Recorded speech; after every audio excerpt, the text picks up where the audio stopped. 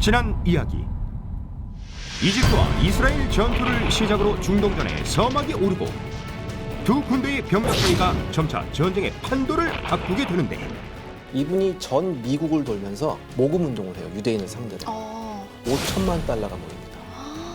무기를 사기 시작하는데 이게 역사의 아이러니죠. 나치한테 그렇게 당했는데 정작 나치 무기로 싸웁니다. 우리는 이스라엘 하면 늘 미국이 다 해줬다고 그러는데 사실은 소련이 준 거예요. 유대인을 가장 핍박하고 싫어했던 게 러시아라고 하지 않았었나요? 바로 그거죠. 다 현실주의지. 여기는 정말 적도 없고 아군도 없어요. 지금 이 순간에 누가 내 도움이 되느냐, 누가 내 도움이 안 되느냐. 또 하나, 모든 전쟁은 무기 실험 시장이라고 그러는데 여기처럼 좋은 데가 없어요. 다 와요. 영국제, 프랑스제, 소련제, 독일제, 미제. 이스라엘 건국전쟁 그 세 번째 이야기. 그러니까 1라운드 끝나자마자 끝나기도 전이지. 그러니까 무기들이 들어오고 또 하나 전 세계에서 유대인 청년들이 입대를 하러 옵니다. 이 얘기도 유명해요. 그러니까 예전에 제가 학창 시절 때만 해도 그 중동전에 대한 이야기들을 많이들 이렇게 해주셨었어요. 근데 얘기를 들어보면 중동전이 시작됐을 때 미국이라든지 이제 뭐 많은 우리나라 한인 분들이 사시는 곳이 많았잖아요. 거기에서 보면 전쟁이 나자마자 갑자기 짐을 싸서 떠나는 사람들은 다 이스라엘 사람, 다 유대인들이었다. 왜? 자원 입대하기. 그래서 심지어 전 세계에서 약 9만 명이 몰려들어요. 인구가 60만인데 9만 명의 전투 부대라는 거 어마어마한 거네요. 근데 그중 또 상당수가 전투 경험자란 말이에요. 어허. 2차 대전 아, 참가자. 이게 교수님께서 정말 좋은 말씀하셨는데 전부 다 2차 대전 경험자들. 야. 그럼 2라운드부터 이스라엘군의 전투력이 확 뛰어요. 본래도 좋았지만 그러면 그 1라운드 느림의 그 할머니는 이제 제대하셨겠다. 아니, 9만 명이나 왔으니까. 아까도 예. 얘기했지만 얘들 탱크도 제대로 못 몰고 비행기도 제대로 못 모는데 참전 에이스가 오는 거예요. 이제 난 갈란다. 이제 들어가셔도 돼요. 수고들해요.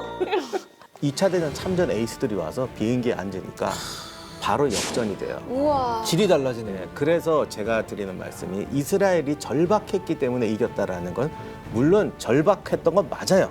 맞는데 이것만 갖고 이긴 건 절대 아니에요. 너무 이제 동정표를 얻어야 되니까 이런 걸 강조를 한 거예요. 근데 사실은 전쟁이 정신만 갖고 이기면 뭐 뭘 못하겠어. 맞아요. 근데 아니에요. 사실은 이집트군은 무기를 갖다 줘도 이거를 사용할 줄 몰라요. 군대를 만들어도 아까 말씀드린 것처럼 조직적으로 운영할 줄 몰라요. 진짜 여기서 갈라진 거예요.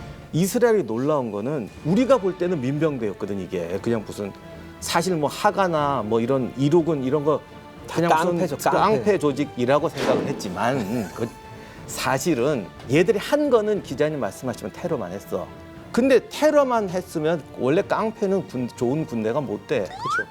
그런데 얘들은 이미 영국군 협력 이런 거 다 받으면서 군사 조직으로 육성을 했어요.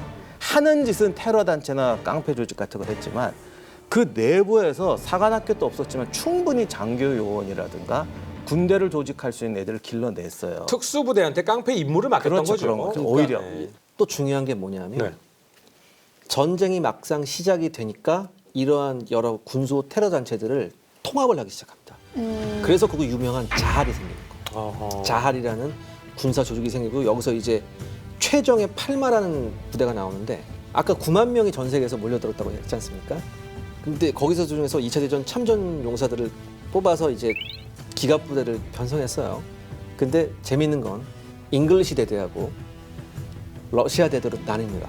왜냐하면 러시아군 출신들이 러시아 대대로 가고 영국군 출신들이 잉글리시 대대로 가요. 그러니까 2차 대전 참전 군인들도 러시아 쪽 참전 왜냐하면 군인하고 전투를 하려면 서로 말이 통해야 되잖아. 그렇죠. 그러니까 서로 이렇게 섞어놓으면 안 되겠다. 일단은 이렇게 해서 분리를 해놓자. 그래서 잉글리시 대대하고 러시아 대대 이렇게 있었어요. 전체 부대가. 그래서 이게 이스라엘군의 무서운 장점이에요.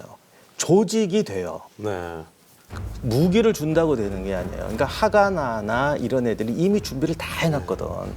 그래서 병력이 오고 무기가 오는 순간 전 세계에서 가장 빠른 속도로 군대가 만들어져요. 예를 들면 아무 농민들한테 탱크가 왔어요. 이 탱크를 농민을 훈련시켜서 보병하고 탱크가 협동전술하게 만들려면 1년 이상 훈련해야 된다고. 근데 이스라엘군은 일주일이면 이게 되는 거야. 왜? 훈련이 다 돼 있는 데다가 조직 경영 능력은 탁월하기 때문에 우리가 처음에 이 이스라엘이 어떻게 보면 선전에 좀 속아가지고 이스라엘을 뭐 절대 불리하고 뭐 화염병 갖고 있고 이쪽은 무기가 있다 이런 거는 유형의 전력만 본 거야. 근데 실제 조직이든 전쟁에서 중요한 건 무형의 능력, 네. 경영 능력, 조직 능력. 무기 탄약 보내줘. 있어요. 뭐라는 줄 아세요? 아랍 애들은 탄약 떨어져서 보내. 있는데 어떻게 트럭에 사용해요? 아니요, 트럭에 기름이 없대. 그런 전쟁하려면요 물자가 수천 가지가 와야 됩니다. 탄약 있고 트럭 있어도 기름이 안 와서 날라줄 수가 없다. 낙타라도 몰고 가지. 근데 다 갖다 줬는데 그런 것도 없는데. 병사들이 밥을 못 먹어서 맞아요. 그런 것도 있고. 네. 이런 식이 되는데 이스라엘은 이걸 잘해서 전 세계에 유례없는 초스피드로 군대를 편성을 합니다. 그래서 1라운드 2주쯤 지났을 2주도 지날 때 벌써 기갑부대 만들어지고 공군 만들어져요. 그리고 물론 의지도 투자를 했죠. 그것도 인정해야 되지만 의지가 정말 중요한 네, 것 중에 하나죠. 그렇죠. 중요하지만 조직이 훨씬 잘 되는 거예요. 네. 그래서 이집트군이 보니까 뭐 그냥 민간인들 사는 키부츠 농장이라고 그랬는데 자기네들보다 훨씬 전술적으로 조직이 잘 돼 있어요. 이스라엘이 또 어떻게 보면 또 행운인 게 전 세계에서 적재적소에 쓸 인물들이 옵니다. 어허. 예를 들어서 아까 말씀드렸죠. 모든 이스라엘 테러 조직이 뭉쳐서 자할로 군사 조직으로 됐다고. 여기에 이제 총사령관이 된 사람이 누구냐면 웨스트 포인트 출신입니다. 미 육사 출신의 야딘이라는 장군이 여기에 사령관으로 임명이 되면서 육사 출신이니까 오죽하겠어요.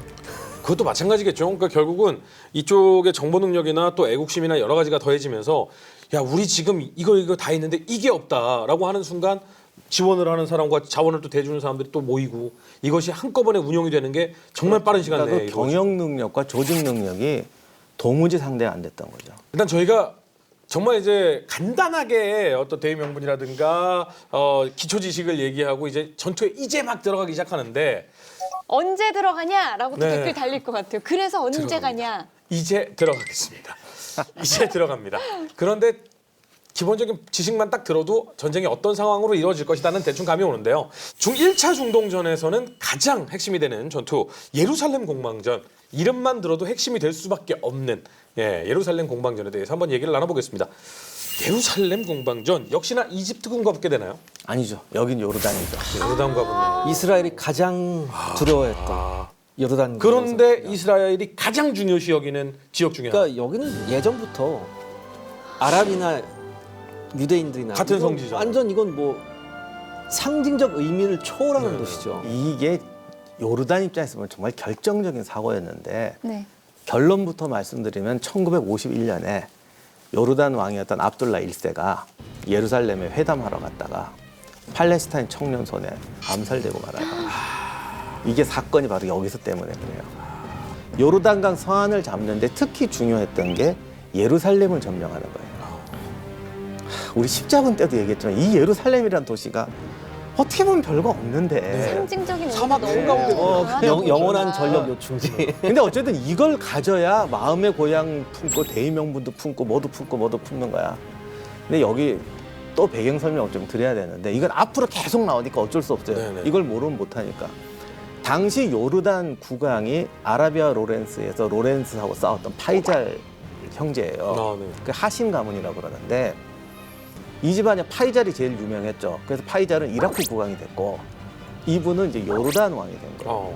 요르단이 와 보니까 여기는 원래 요르단 동쪽은 베두인족이라고 낙타 타고 다니는 유목민들이 살아요. 네. 유목민들이 또 충성심 없잖아. 그렇죠. 자기가 땅은 있는데 자기한테 충성하는 백성이 하나도 없어. 자기 근거지는 원래 사우디아라비아예요. 왕이라고 왔는데 석유도 없어. 아무것도 없어. 내- 요르단에는 석유도 안 나와요? 네. 비산유입니다. 내 백성이 없는 거예요. 언제 쿠데타 나도 죽을지도 모르겠고. 그래서 내가 품을 백성이 뭔가 하고 봤더니 팔레스타인이 눈에 띄는 거야. 그래서 어차피 이스라엘한테 얘들 쫓겨나면 내가 얘들을 받아서 요단강 서안을 먹어서 이걸 내 왕국으로 나는 내 백성이 없느니라 이렇게 된 거예요.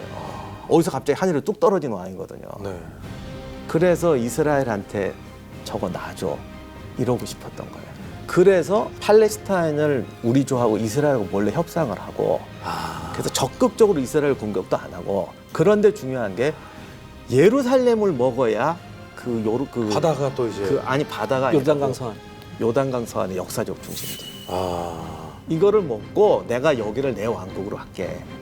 근데 이스라엘 입장에서는 예루살렘을 좀 주면은 그거는 못 하겠는 거죠. 네. 그리고 팔레스타인 애들을 요르단에 넣어주면 결국은 또 그게 적이 올 거 돼서. 아니야. 그렇죠. 그러니까 여기서 양다리 이제 협상을 하기 시작해요. 그냥 어쨌든 그러다 보니까 예루살렘부터 먹고 보자. 이제 모든 군대가 예루살렘으로 와버린 거예요. 이스라엘 입장에서도 그 예루살렘은 요르단강 서안을 장악할 수 있는 가장 핵심적인 요소였고, 만약에 이스라엘군이 요르단강 서안을 다 차지하게 된다면 천연의 방어선인 요르단강이 있기 때문에 동부전선에 한시름 놓을 수 있어요. 그렇기 때문에 예루살렘이 그만큼 중요했고, 이 예루살렘은 아까도 제가 잠깐 언급했지만 일단은 당시로서는 요르단 거의 한복판에 있었고, 구시가지에는 아랍인이 살고 있었고, 그다음에 예루살렘 신시가지에는 이제 유대인들이 살고 있었습니다. 근데 전쟁이 발발하자 이제 요르단군이 거의 뭐 즉시 공격을 하죠. 그래서 유대인들을 포위하고 이제 공격을 하기 시작합니다. 예루살렘 안에 있는 유대인들을 포위하고 공격하는데, 그 안에 있던 약 10여만의 유대인들이 이제 뭐 오늘 학살당할지 내일 학살당할지 모르는 이 상황이었어요. 그러니까 아랍군 중에 최종이라면서요. 이때 이 예루살렘 안에서 저항하던 조직이 슈테른이었거든요. 이스라엘 슈테른이었는데 완강하게 저항합니다. 거기서 한 달을 버텨요. 한 달을 버티는데 이 한 달 동안 예루살렘을 공격하기 위해서 이스라엘군이 예루살렘에 접근하는 이 과정이 정말 눈물겹습니다. 당시에는 도로 사정이 정말 안 좋아서 이 팔레스타인 땅에서 예루살렘까지 길이 도로가 없어요. 아예 도로가 없고 전부 다 뭡니까? 바위산이에요. 왜 보면 이렇게 뿔 달린 산양 있죠? 네. 뿔 달린 산양이 뛰어다니는 그런 바위산이에요. 그 뿔다니는 산이 바위 요만큼 튀어나오는데 이렇게 하고 서 있는. 그렇죠. 쟤 도대체 저기 어떻게 올라갔지? 그런데 이렇게 하고 서 있어. 예. 정말 비슷해. 그래서 이게 길이 약 한 5km 정도 되거든요. 이 산길이에요. 여기다 도로를 놔야 돼요. 한 달 동안 여기다 도로를 놓습니다. 이스라엘 모든 주민들까지 여자까지 다 와서 바위를 손으로 쪼개고 뭐 탱크로 밀고 해가지고 산길을 만든 다음에 산길이 하나가 딱 뚫리니까 여기다 기갑 장비 있죠. 장갑차 같은 걸 분해해서 노새로 끌어다 올려가지고 우와. 넘어간 다음에 다시 조립합니다. 이게 어디서 배웠냐면 옛날에 독일군이 그리스 침공할 때 했던 작전을 배운 거예요. 근데 그런 것들이 정말 최정예 부대로 조직이 개편되는데 일주일밖에 안 걸렸는데 한 달 후까지 요르단이 이거를 좀 이렇게 적극적인 전투를 안 하고 좀 소극적으로 했다라는 건 요르단 입장에서는 그럴 수도 있겠지만 절대적인 실수 아닙니까? 그럴 수도 있겠지만 그 안에서 저항하던 슈테린이 우리가 상상하는 것 이상으로 완강하게 저항했어요. 그리고 그 당시 제일 문제가 이제 공군이 요르단 자체 공군력이 없었어요. 영국군이 다 하고 있었고. 그리고 이제 포격 같은 거를 예루살렘이라서 그건 내가 확실한 정보는 아닌데 추측인데 거기가 다 성지들이어가지고 함부로 못 써. 소를 쏠 수가 없었을 거야. 그러니까 주로 소총 사격으로 싸우더라고. 그리고 여기가 다 돌산인데다가 집들이 다 흙으로 만들잖아요. 그러니까 네. 총알을 막아줘요.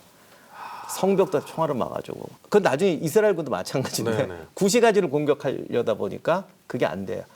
자칫 잘못해서 만약에 성지를 건드리게 되면 전투의 대의명분 자체를 잃을 수 있으니까. 물론 이때는 요르단이 구시가지를 장악하고 이제 신시까지까지 밀어나가는 과정이니까 그랬지만 좀 그런 걸 어쨌든 자제했던 것 같고 그래서 포위로 말려 죽이려고 했는데 그래서 이스라엘군이 도로를 뚫은 거죠.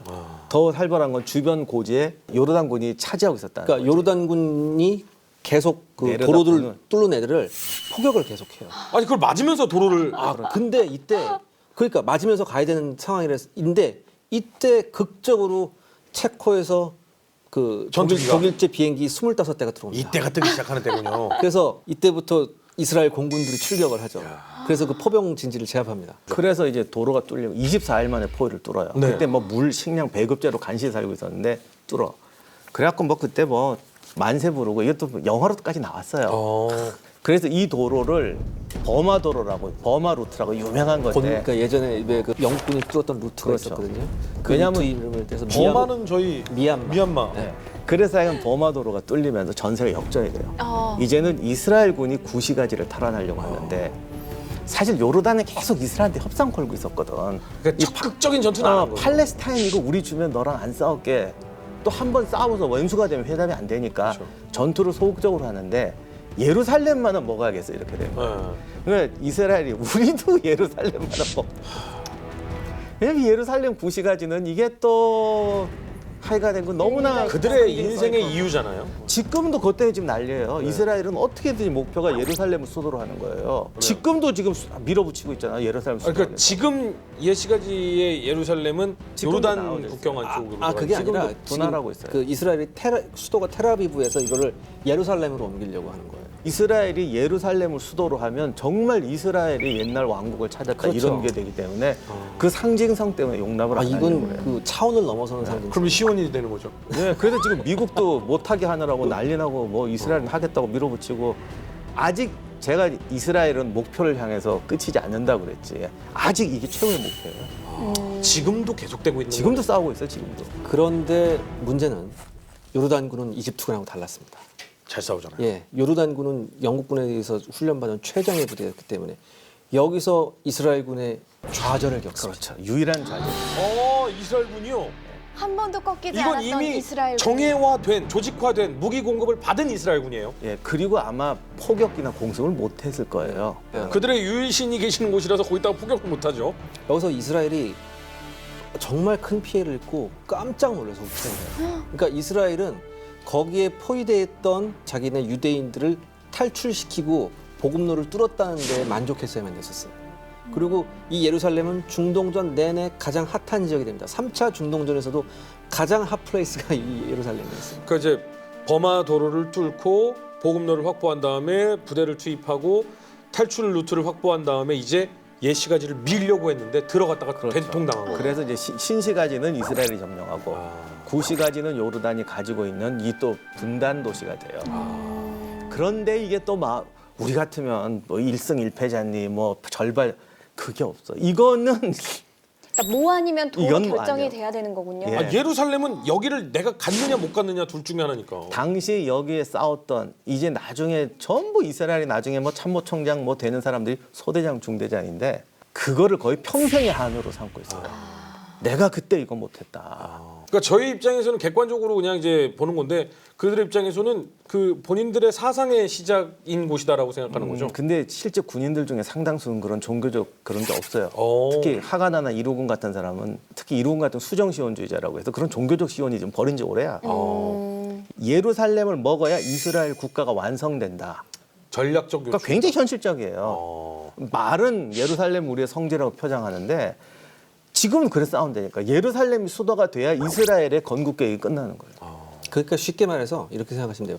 앞으로의 중동전을 이해하시기 위해서는 이스라엘의 전략 목표는 북쪽의 골란고원, 동쪽의 요르단강 서안, 남쪽의 시나이 반도 이 세 가지 지점이 이스라엘이 적한테 둘러싸였지만 그 적을 충분히 막아내기 위한 요충지 이 세 곳이 앞으로도 중동전에서 가장 큰 격전지가 되거든요. 근데 그거를 점령한다는 것은 한마디로 침략 전쟁이 시작된다라는. 본인들은 그렇게 생각 안 하지만 주변 사람들이 보면 그렇죠. 근데 지금 미국까지도 들어오고 말리고 있잖아. 하지 말라고. 안 된다고. 하지 마. 이럴 거였으면 내가 너 안 도와줬어. 근데 아무 누구 말도 안 들어. 근데 듣다 보니까 이게 하는 순간 너무 커지고 있다라는 생각이 좀 들거든요. 예, 그래서 1라운드 끝날 휴전 갔을 때는 이제 완전 전세 역전돼서요. 우리가 알고 있는 들었던 그런 무슨 정신력으로 싸우는 건 이미 예전이 지나갔고 네. 모든 면에서 이스라엘이 우세해져요. 그러니까 예루살렘 옛 시가지를 제외한 모든 전투에서 이스라엘군이 앞서가는 거군요. 유형의 전력, 무형의 전력 모두가 이스라엘이 우세해져요. 그래서 이 사람들이 예루살렘 못 먹은 게 억울해 죽겠는 것이지. 자, 그렇다면 이스라엘군이 이제 압도적인 전력이 돼가는 과정인 건데 옛 시가지까지는 아직 못 갔지만 일단 도로를 뚫었다라는 건 이미 예루살렘에 살고 있는 이스라엘의 주민들이라든가 본인들의 1차 목표는 달성을 한 거잖아요. 시간선으로 보면 버마도로 뚫고 포위가 뚫리는 데서 1라운드가 끝나요. 여기까지가 1라운드. 예, 나중에 이제 예루살렘 공방은 좀 뒤에 얘기고 일단은 거기서 끝났죠. 그러면 뭐 이 다음에 공방전을 통해서 옛 시가지를 못 회복한 거는 그거지만 왜 그러면 중간에 2라운드로 넘어가게 됩니까? 그러게요. 유엔이 자기들이 지금 저질러 놓은 거잖아 이게. 분할 독립이 유엔 결의안이었잖아요. 7대3. 그 전쟁이 나버렸잖아. 네. 그니 뭐 어떻게 책임을 져야지. 유엔군 투입됩니까? 아니에요. 그러니까 유엔이 휴전만 제시했고 쌍방이 좀 휴전을 쉽게 받아들여요. 왜냐하면 1라운드 때까지는 아직은 이스라엘군이 병력이 좀 부족한 상태여서 좀 한계를 느꼈었고 아랍군은 뭐 어머머 쉬면 좋죠. 어머머 네. 아니 자기들이 아랍군은 힘이 딸리는 걸 느꼈고 이스라엘은 아직 유엔 말을 안 들을 수가 없는 게 지금 다 남덕이 어쨌든 그렇죠. 하는데 너무 이게 쳐대면 끊어버리면 끝이거든요. 아, 여기서 머리를 살짝 역시 그런 거를 냉정하게. 못하네. 일단 우리가 나라가 됐다는 것으로 일단 멈추자라고 해서 유엔의 휴전 공고안을 받아들입니다. 그러니까 늘 하는 말이지만 우리가 뭐 유대인의 협상 능력 그러는데 유대인 협상의 기본은 그거야. 수용하기. 수용하고 포기하지 않는다. 이 단계전에 잘 쏘가요. 수용하고 포기하지 않는다. 그래서 이 휴전 기간에 아까 우리가 말했던 전 세계에서 무기들이나 병력들이 물밀듯이 들어. 그렇든가 이스라엘은 또 속셈이 뭐냐면 휴전이 자기 나쁘질 않아요. 왜냐면 다 재정비할 시간이 재정비할 시간이 있어야 되잖아. 근데 이거를 그렇게 빨리 해내는 군대가 역사상 없어요. 네. 그리고 그 재정비가 뭐 한 열흘 만에 끝납니다. 아 그래요? 그래서 이제 기갑부대, 공군, 포병부대 다 생겨요. 그럼 2라운드는 그 열흘 뒤에 다시 생기는 근데 건가요? 이 북쪽 나사렛에서 거기에 있던 팔레스타인 주민들을 레바논하고 시리아 쪽으로 밀어내야 됩니다.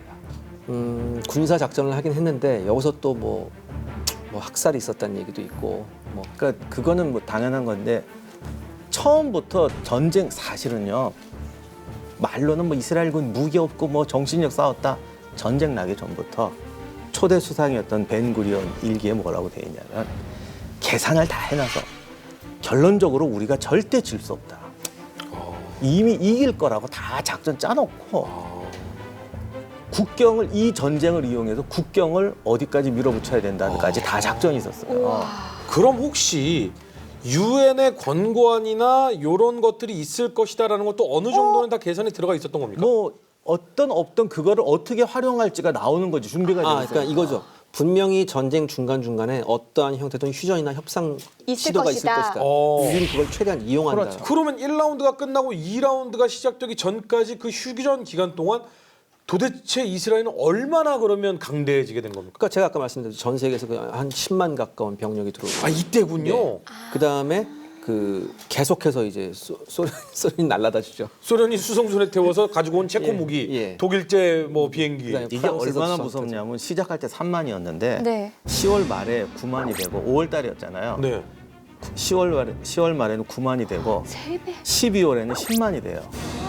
근데 이게 또 상당수가 베테랑에다 조직화된 전부 군대라는 다 거예요. 전투원이에요. 단지 숫자가 아니고. 반년 만에 군대가 3-4배 이상 증가를 하는. 그렇죠.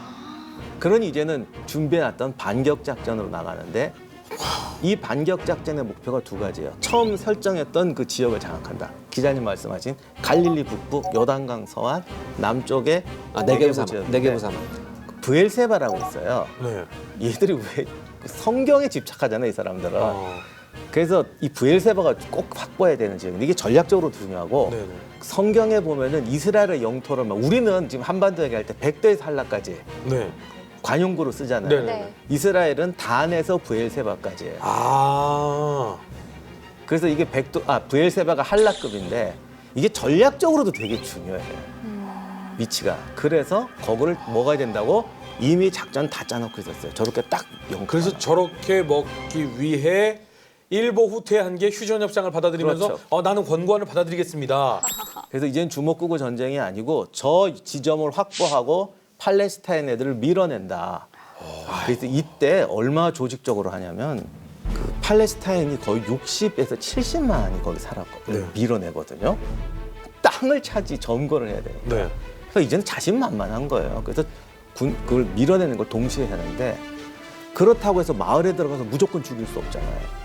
그런데 이때 이스라엘은 영국 위임 통치 받을 때부터 비밀 첩보 조직을 만들어요. 이거 황당한 거예요. 그러니까 우리가 한번 반대로 생각해서 일제 식민지 시절에 독립운동 하다가도 일본 순사한테 잡힌단 말이에요. 네. 네. 근데 독립운동을 하는 게 아니라 첩보 조직을 만들어서 모든 마을의 지도와 지형과 아는 사람 주민 구성까지 다 파악하는 거예요. 이게 믿어지세요? 물론 일제하고 우리하고는 좀 다르지. 왜냐하면 영국군 내 도와주는 애가 많긴 했지만 이미 인종 청소해야 된다는 거 계획을 다 해서 알아야 되니까 첩보 조직을 만들어요. 그래서 항공 사진을 찾아다가 이렇게 분석을 해가지고 모든 마을에 그 답사 스파이를 다 보내서 마을이 어떻게 생겼고 몇 명이 살고 접근로가 어디고 아까 이집트군이 정찰도 못하고 들어가다 패했다고 그랬잖아. 얘들은 이미 30년대부터 그거를 다 해요. 그뿐이 아니에요. 마을에 사는 중에 누가 반 이스라엘이고 누가 우리 친하고 쟤는 성격이 더럽고 해서 마을을 점거하면 여기서 죽여야 될 놈, 쫓아내야 될 놈, 살릴 놈 리스트를 다 만들어놔요. 근데 대단하죠. 이게 거의 정확했나요? 그럼요. 그 덕분이에요. 그러니까 이게 놀라운 게 이게 나라를 얻은 뒤도 아니고 나라를 얻기도 전에 영국군의 눈을 피해 다니면서 뭐 무긴도 있었겠죠. 뭐 무기도 있었겠죠. 그러니까 우리 아까 일제시대 비교할 건 아니지만 그걸 다 해놓습니다. 그래서 마을 딱 들어가면 죽일래 살릴래 딱딱딱 나눠서 근데 반대로 얘기를 하면요. 뭐 물론 당연히 역사나 우리가 이 교육, 전쟁을 갖다가 절대로 감성을 집어넣어서는 안 되지만 본인들도 나라 없이 땅 없이 수천 년을 헤매서 그 한 때문에 나라를 만들려고 하는 건데 굳이 팔레스타인들을 그렇게까지 몰아내려고 하는 이유가 있을까요? 그러니까 그냥 같이 사는 팔레스타인인들은 같이 살면 안 되나요? 그러면 전쟁이 그들이 용납을 하지 않지 않나요? 그건 아니 팔레스타인인들은 상관 안 하잖아요. 이스라엘 오늘부터 이스라엘이라고 해요. 그러면 이걸 네. 생각해 보셔야 돼요. 저기가 전체적으로 뭐 땅이 넓거나 비옥하거나 그런 땅이 아니잖아요. 그렇잖아요. 네. 일단은 우리가 살기 위해선 이 집에 살고 있는 애들 어떻게 내버려야 되죠. 같이 한 지붕 세 가지 하면 안 되나? 지금 유럽에서 그 이슬람 문제 같은 게 다문화 정책이 실패했다라고 나오잖아요. 네.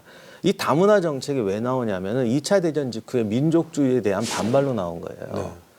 네. 2차 세계대전 끝나니까 그때가 이제 독립국 막 생기고 민족주의가 강해지잖아요. 그 전에도 있었긴 했지만. 그러니까 저렇게 되니까 종교가 다르고 문화가 다른 애들하고는 같이 살 수 없다라는 게 거의 공통된 생각이었어요. 그러면 어떻게 보면 이스라엘은 저희가 항상 얘기하는 제국의 마인드, 그러니까 모든 것을 받아들이고 허용하고 이해하고 관용을 베풀어야 큰 나라가 된다, 발전하는 나라가 된다에는 오히려 정면 배치하는 그거는 거네요. 아니죠. 국제 관계를 그런 식으로 받아들이는 않았고 국제 관계에서 냉정한 부분만 받아들였지. 그리고 그러한 거에 대한 반성으로 유럽의 다문화주의가 나왔는데 지금 일각에서는 다문화주의 실패했다 안 했다 지금 유럽도 난리잖아요. 많죠. 네. 지금도 난리예요. 네. 그럼 1950년대로 돌아가 보면 40년대로 돌아가면 그때는 이거를 그러니까 좀 미안한 얘기지만 지식인들은 평화롭게 살아라 이런 말 했어요. 아인슈타인도 유대인이잖아. 미국에서 그러지 말고 팔레스타인하고 행복하게 살아라 말을 했어요. 팔레스타인에서 뛰고 있는 이 사람들은 뭐라고 그래요? 너 일로 와봐. 네가 거기서 그렇게 대접받고 사니까 말이야 쉽지. 그때 냉정히 이렇게 말하라. 그 당시 기준에 이렇게 말해요. 전 세계 어디다 다른 민족이 오손도손 사는 데 있으면 내놔 증거 대봐. 민족이란 기본적으로 땅을 단일한 민족이 자기 땅을 갖고 있을 때 이게 되는 거지 섞여 있으면 싸우기 마련이다. 이게 당시 세계의 팽배한 생각이었어. 현실도 그랬죠. 현실도 그랬고 사실. 또 하나 아까 교수님께서 말씀하셨잖아요. 얘네가 첩보 조직이 들어가서 죽일래 살릴래 구분을 했잖아요. 네. 이게 1차 필터링이에요. 필터링이 돼서 살아는 애들은 그거 살릴 애들은 쉽게 말해서 조금 있어요.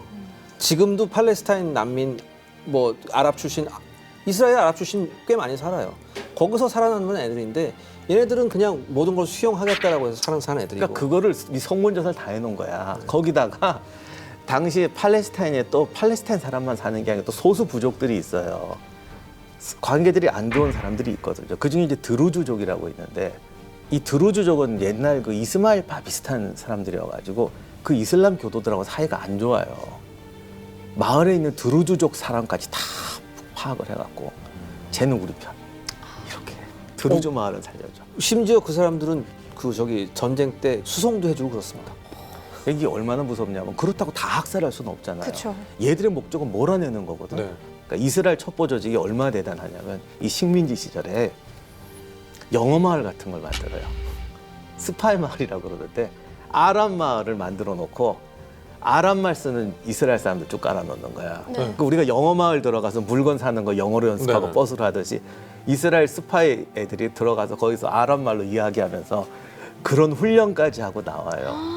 근데 그게 계획된 기관이에요. 우와. 그러면. 그걸 만들어 놓고 한다니까. 영국군 눈을 피해서 막 거기까지 했어. 이렇게 놓고 나가서 전쟁을 하니까 팔레스타인 마을 쫓아낼 때도 탁 해가지고 한번 겁줘. 성향 다 봤을 거 아니야. 네. 그럼 작전을 짜는 거지. 사실 이 사람들도 다 죽이자는 아니었고 이런 행위를 변호하려고 하는 건 절대 아닌데 네. 많이 죽이면 골치 아프다는 걸 자기들도 알거든. 그러니까 어떻게든 좀 조금 죽여보자라는 계획을 하긴 하는데 그럼 작전을 짜는 거예요. 여긴 대강 보니까 요 마을이 제일 문제고 그럼 여기는 겁주고 이건 태우고 이런 식으로. 밤중에 들어가서 한 20명이 들어가서 마을 광장에 들어가서 총 막 쏴요. 하늘에 대고 막 쏴요. 그러니까 쳐들어왔다라는 네, 느낌으로. 그리고 그러면 주민들이 놀라 도망가죠. 그렇죠. 근데 미리 또 있는 거야. 요 마을에 몇몇 놈은 도망 안 갈 거다. 그 집은 폭파시켜버려요. 근데 예상을 깨고 그러면 옆에 마을이 놀래갖고 막 도망가는데 의외로 또 도망 안 간단 말이야 이게. 그럼 할 수 없다. 하나 잡아. 학살을 그러면 잘. 들어가서 학살해. 이런 것도 여러 가지 방법 써요. 굉장히 무서운 말인데 전략적으로 학살을 해요. 계획했다라는 말이잖아요. 그렇죠. 물론 근데 또 하다 보면 과해지는 거지. 네. 우리가 이 도큐멘터리 전쟁사라면서 항상 말씀드리지만 배워야 됩니다. 진짜로 이걸 배워야 돼요. 그러니까 우리가 힘을 갖지 않으면 이런 일이 있을 수밖에 없고 학살을 당하는 쪽의 입장이 될 수밖에 없다는 걸 배워야 팔레스타인 돼요. 사람들은 살다가 이런 일은 처음 겪어보거든. 그렇죠. 그러니까 공황에 놀래가지고 네. 그냥 뭐 집이고 먹어버리고 연말 불탔대 그럼 마구 버리고 도망가요. 그러면 가다가 뭐 굶어 죽고 쓰러 죽고 사람도 엄청나는데 얼마나 놀랐는지 몇십 년이 지나도 그렇지 않겠어요? 그럼요. 그러니까 그때 그 처참했던 기억이 탄생시킨 게 피에로예요.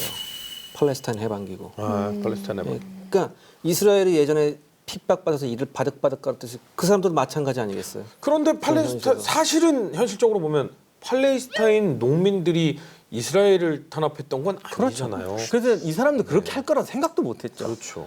아주 극소수의 어떤 사람들만 했고 대부분 농민들은 아까 말한 대로 그러고 살았는데 갑자기 나가라고요. 얼마나 충격이었는지 몇십 년이 지나서도 이분들은 이스라엘 군인만 보면 다 패닉 죽인다. 상태가 오고. 패닉 상태가 오고 뭐 공포에 떨고 이런. 그래서 그런진 몰라도 사실은 2라운드는 이스라엘의 철저한 준비와 계획, 그 예전부터의 준비로 굉장히 짧습니다. 7월 8일부터 7월 18일. 불과 열흘 만에 이게 10일. 이행이 된 거잖아요. 얼마나 대비를 하고 얼마나 철저하게 전략적 학살을 가행했으면 10일 만에 2라운드가 끝났죠. 그 2라운드 끝난 게 아니라 휴전을 다시 돌아왔죠. 예, 유엔에서 두 번째 너무 휴전이. 놀래갖고. 네. 왜냐하면 2라운드 때 또 무슨 사건이 있었냐면 스웨덴의 폴케 베르나토데 백작이라고 이 사람 스웨덴 왕족이에요. 네네. 그 사람이 중재를 했다고요? 예, 그 사람이 2차 세계대전 때 어. 유대인을 강제, 이게 원래 스웨덴 왕족인데 네네. 부인도 뭐 이렇게 돈도 많고 그래가지고 행복하게 살다가 홀로코스트 때 독일하고 협정을 하고 유대인들을 많이 구해요. 아 어떻게 보면 쉰들러 예, 그래서 역할이네요. 이스라엘이 고맙다고 포창투했어요. 아 네. 이제 뭐 팔레스타인 문제가 막 이스라엘 막 밀어붙이고 네. 팔레스타인 쫓아낸다 그러니까 유엔에서 조사관 중재관이 온 거야. 아 유엔 대사로 그쪽으로 예. 보냈군요. 근데 이 사람 보낼게 그랬더니 이스라엘 좋아, 그 사람 우리 좋아 그래서 받은 거예요. 네. 자기 편인 줄 알고 받았지. 네네. 근데 이 사람은 휴머니스트인 거야. 와서 보니까 와서 엉망이네. 보니까 이제는 이 사람 유대인 편이 아니라고 약한 사람의 편이었지. 그치 그때 당시에도 독일이 유대인을 학살하니까 유대인을 도와줬던 거죠. 예. 그러니까 이건 뭐야 이러면 안 된다라고 막 유엔에 호소를 하고 막 해요. 그러니까 이스라엘이 무서운 게 여기서 그 백작을 제껴버려요. 암살해버려요. 암살을 했다고요? 아 여기선 받아들이지 않아요? 이스라엘이 암살해버려요. 아니 받아들이고 말고가 아니라 본인의 민족이 학살을 당했을 때 그렇게 도와줬던 백작을 이제 현실 정치에서는 반대되는 입장이라고 해서 암살을 했다고요? 아까 분명히 수용은 하되 그거는 잊지 협상. 말자. 아 근데 아직까지 협상 전략. 아직까지 이스라엘은 우리가 암살했다고 안 하죠. 안 하죠. 그러니까 인정은 안 하지. 근데 누가 봐도 뻔한 거. 아 이거 팔레스타인에서 암살했겠어요? 이 사람들 불쌍해요. 도와줘야 됩니다라고 하는 그 사람이. 협상 수용한다는 건 협상을 할 때 그렇다는 거지 모든 걸 협상으로 하자고 안 하지. 그 암살했던 조직이 그 슈테른 갱이라고 제일 악질적인 집단인데 그때 대장이 나중에 이스라엘 총리까지 해요. 그러니까 이스라엘이 했다라는 건 아주 공공연한 비밀인 네, 뭐다 거죠. 근데 사실은 분명히 지금 방송을 보시면서 이스라엘, 팔레스타인 난민 뭐 이런 가자 지구에 대한 뉴스를 많이들 아셨겠지만 이 정도 내용까지 아시는 분은 많지는 않을 거라는 생각을 합니다. 그런데 정말 우리가 역사를 배워야 되는 이유를 매번 방송할 때마다 느낍니다. 이거를 몰랐으면 이 사태에 대해서 어떻게 생각을 했을까요? 그러니까 이스라엘 사람들이 무서운 이 당시 이스라엘 사람들이 네. 무서운 게 협상한다고 협상마다 이런 사람 없어요. 테러도 하고 협상도 하고. 근데 다른 나라는 주로 테러 하던 애들은 좀 이렇게 피해 굶주려 버리잖아요. 네. 테러 하다가 또 10년 지나면 평화협상 평화주의자로 바뀌고. 그러니까 이 사람들은 우리가 생각하는 넘나들 수 없는 선을 참 잘 넘나들어요. 뭐 투트랙 전도가 아니고 쓰리트랙, 포트랙이고 그 제일 친한 친구가 사귀었던 여자인데 막 저 정말 나쁜 여자야라고 해놓고 나중에 보면 둘이 사귀고 있고 막 이런 그건 아니고. 왜 그것도 되지? 냉정한 굉장히 냉정한. 하가나랑 그 이루군도 서로 한때 서로 죽였어요. 아, 여자애들만 나오면 글쎄, 괜히 좀 그러죠. 저러는 아, 거죠. 좀 굉장히 냉정했어요. 그러니까요. 이스라엘이 또 이스라엘 주특기가 지도층들이 대단히 뻔뻔해요. 그 나중에 그 이 백작 사망 사건을 가지고 유엔에서 조사까지 나오잖아요. 그래서 그때 총리가 이제 골다 메이어였는데 막 어떻게 된 거냐? 막 이거 막 둘이는 뭐 여러 가지 뭐 추정을 하고 뭐 이렇게 해서 그때 골다 메이어가 유명한 말 합니다. 그런 일이 있었어요? 이래버려. 아 암살당했다는 그게 아니라 거를 그냥 거기서 그런 일이 있었어요? 어머나. 그러니까 이게 상식을 깨는 게 너무 많은 거예요. 이분이 평소에 평화롭고 저기 좀 합리적인 사람이었어. 이 사람하고 말이 통하겠지 해서 가면 저렇게 뻔뻔하게 나와. 영화 보는 것 같은 느낌. 네. 그러니까 벤구리온뿐만 아니라 뭐 백인 이런 다 이런데 저 사람은 테러단 두목이야. 나중에 이스라엘 수당되는 백인은 테러단 두목이에요. 근데 나중에 또 평화협상 앞장서잖아요. 그런 약간 이런 느낌이에요. 보호시설이나 이런 곳에서 막 자원봉사를 하시면서 막 아이들의 뭐 얼굴을 닦아주던 분이 손 탁 털고 나서 수건 닦고 일어나가지고 뒤돌아서 권총으로 사람 죽이는 느낌이에요. 그런 것도 있고 이스라엘 사람들은 어떤 현실적이니까 지금 우린 절박하니까 이땐 가혹해야 돼. 그럼 2라운드 가면 야 이제는 이러지 말고 좀 평화롭게 하자. 그러니까 이런 거를 정말 자기들이 해. 고대 중세 근대를 한꺼번에 휙휙 넘어나 들어온 것 같아요. 중세스러웠다가 갑자기 현대가 됐다가 근데 그 얘기는 이제 앞으로 할 기회가 많을 텐데. 네네네. 아무튼 그래서 이제 3라운드 잠깐 휴전 끝나고 3라운드로 들어가니까 이제는 그냥 이스라엘의 일방적 공세로 나갑니다. 그 가장 3라운드에 중요했던 것이 북부의 갈릴리 지방, 그다음 남부의 네게부 사막 지방이었어요. 그러니까 이거네요. 1라운드 아주 간단하게 1라운드가 나 건국할 거야라고 했더니 침략을 당하는 전쟁에서 2라운드는 일단 우리 땅은 우리 땅이잖아라고 밀어내는 전략에서 3라운드는 침략 전쟁으로 가네요. 그렇죠. 아니, 근데 잠깐만 짚어주는 게 좋을 것 같은 게 아까 왜 1차 휴전이 굉장히 한 달 정도로 짧았고 2라운드는 70일밖에 되지 않았어요. 2라운드 전투는. 그렇죠. 네. 그럼 2차 휴전과 3라운드는 기간이 좀 어느 정도 사실 2라운드는 그냥 전반기 후반기 나눠도 되는데 잠깐 있었던 거고. 그 유엔이 깜짝 예, 놀라서 놀라서 들어갔던 하는 바람에 네. 그랬던 거고. 이제 3라운드 좀 길어요. 전쟁 끝날 때까지 가는데 이제는 이스라엘의 소위 뭐라고 해야 될까? 국경선 확장. 이 3라운드를 통해서 이스라엘은 원래 유엔이 제시했던 영토의 1.4배를 확보합니다. 이 덕분에. 그러면 7대 3이었는데 한마디로 10이 되는 거네요. 예, 그러니까 한 약 40%의 영토를 늘리게 되고. 자기들이 원래 생각했던 이 부분을 다 차지하는 거예요. 그 북부에서는 시리아군하고 레바논, 그다음에 이라크군이 이제 이스라엘하고 정면 대결을 하게 되는데 이집트군보다 더 못한 병력이었습니다. 이들은.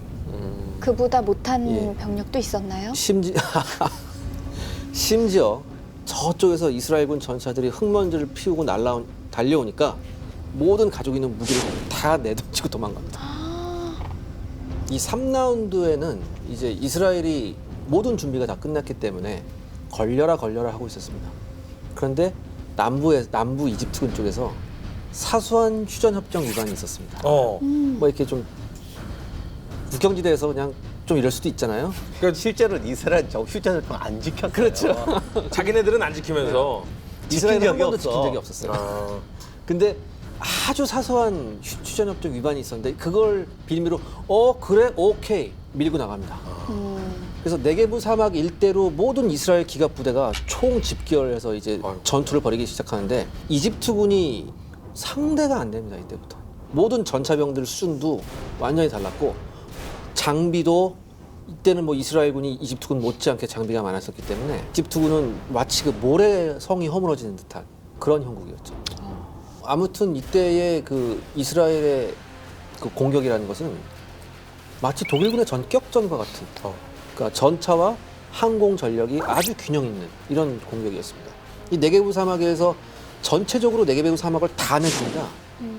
이집트가. 그러면서 이 3라운드에서 가장 큰 영토를 네게브 사막에서 이스라엘군이 확보하게 되죠.